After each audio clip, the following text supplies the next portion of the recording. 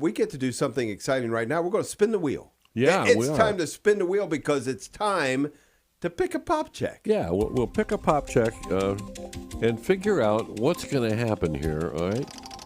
Here's the spin. that Let's spinning see wheel. what it comes up with. There's so many Popcaks, you know. Yeah.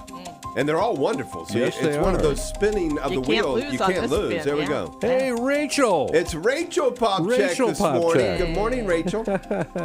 Good morning. How are you guys? Great. We're How doing about great. you? Good. Does it remind you of that time that you were a contestant on The Price is Right? There you go. Yes, exactly. Yeah, Brings there me you go. back to it every time. Rachel, talking about bringing us back to a thing. We are in the midst of a season where so many people are making changes. We have the beginning of new school years, which also means families have made moves to certain places. Obviously, students are starting in new schools.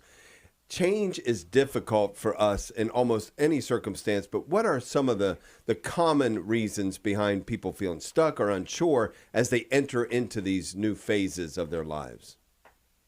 Yeah, and you're absolutely right. Definitely a season of change right now. Even the seasons themselves are starting to change, right? But, I think we often get stuck when we're making a change because just as humans, we naturally tend towards sort of that all or nothing thinking.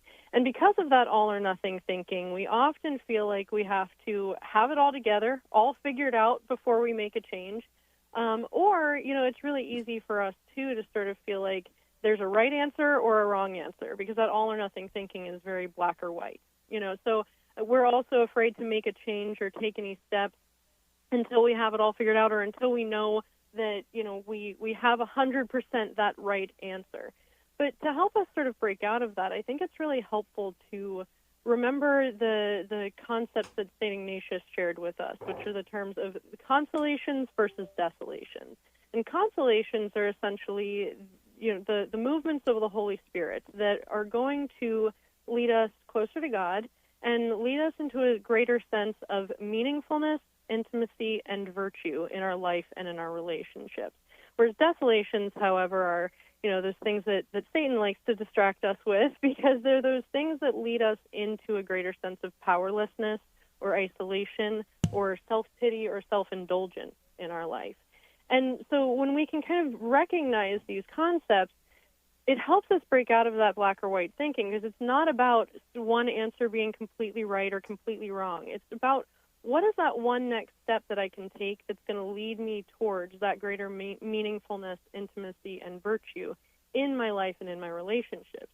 And when I can figure that out, I can take that one next step, and then that one next step, right, and keep repeating that process where I ask myself what's going to lead me into that greater consolation as opposed to getting stuck in that desolation.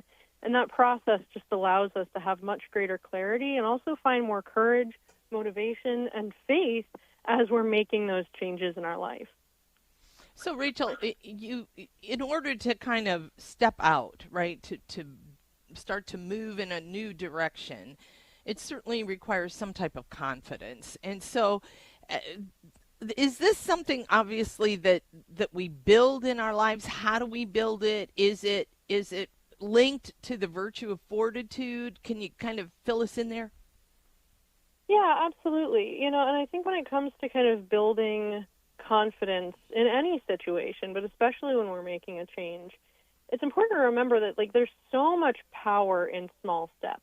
I always think about the example of how when a baby is learning to walk, we celebrate those tiny wobbly steps because we recognize how they're going to lead us to so much more. They're going to lead that baby to, walking and running and, the wonderful, life they have in front of them. Right. But as adults, we stop celebrating our own steps. We stop acknowledging the growth that comes from those steps. And we feel like we have to be able to take off running, like, a marathon runner, before we've even taken our first steps. So those small, consistent action steps really matter. They create a ripple effect of growth, of strength, of progress. So instead of trying to have it all figured out before we start, if we just get into that habit of asking ourselves, what is one small step I can take today, or I can take right now even, that will start to help set me up for that success and move me in that right direction, or again, move me towards that consolation and that meaningfulness and intimacy and virtue? And then again, just keep doing that. Give that power to those small steps. And Rachel, I tell you, it's sometimes difficult because we have a tendency, we want to jump right in. We're going to make a little change here. Oh, yeah, it's going to be a transformational, it's going to be metanoia. We're going to change everything instead, kind of all-in situation. How do we avoid that type of mindset?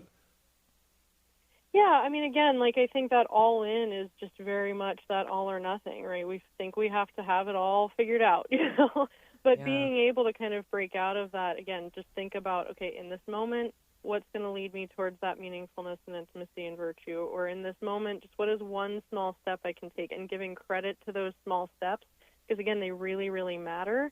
So just not falling into that all or nothing, because, again, our brains are wired that way. Because our brains are wired for safety. They're not wired for success or growth. Because growth or success, there's a level of uncertainty, right? There's a level of unfamiliarity. So our brains are wired for safety, which just gets us into that black or white thinking. It's like it's either safe or it's unsafe.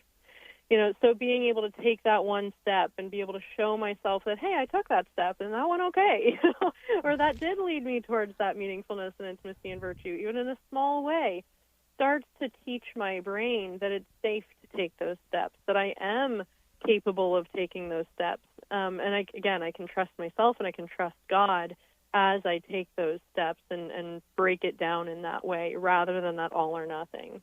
I really like that reminder. Our brains are wired for safety. I mean, look, we have to keep that in mind if we're going to make any movement forward. Winston Churchill said something very similar to what you're saying. It's better to do something rather than doing nothing while you're waiting to do everything. That's it. You don't have to wait until you can do everything before you can do something. Yeah. Absolutely. Yep. Just like a baby learning to walk, right? They're not going to take off running the first time they stand up, but we recognize how important those incremental steps of standing up and then taking a wobbly step, and that step gets stronger and stronger. We as adults are the exact same way. Rachel, do you find that that's harder as people grow older to make those transitions? Because it seems like those transitions are always connected to loss instead of gain. So it just seems like it's harder for people. Is there truth there or no? The same thing applies? So it's a little bit twofold because I think it's harder for us because we have more ingrained beliefs and a lifetime of experiences. However, it's still possible because that's the power and beauty of brain plasticity. We have that ability to make change at any time in our life. And again, whether it's gain or loss in a change, we can still navigate that change in a way that will lead us towards meaningfulness, intimacy, and virtue in our life and in our relationships. Awesome. Rachel Popcak. Man, I like the spin of that wheel today. Oh, yeah. Oh my goodness. Came up beautiful. Wonderful.